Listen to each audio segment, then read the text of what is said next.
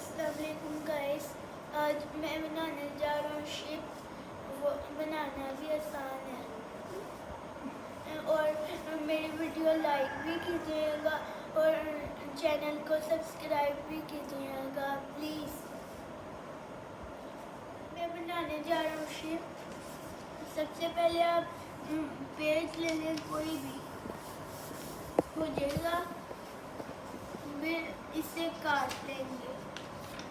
तो ऐसे करके काटता हूँ, ऐसे करके प्लेन काटने। आप लोग स्केल से भी काट सकते हैं।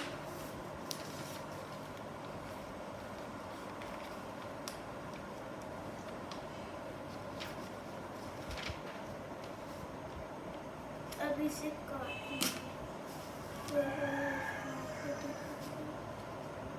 जो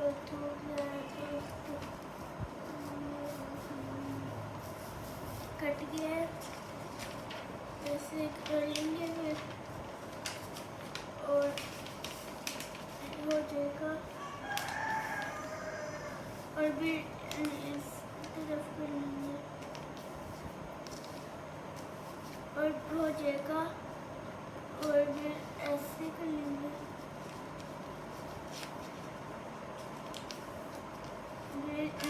जो बाकी होंगे ना, ये सारे एक को इधर करके सारों को बाकी उधर कर देंगे। हो जाएगा। ये जो साइड है इसे ऐसे कर लेंगे। हो गया, ये देखिए।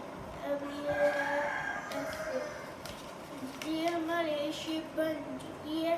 और एक और बात, ये ऐसे मास्क भी बन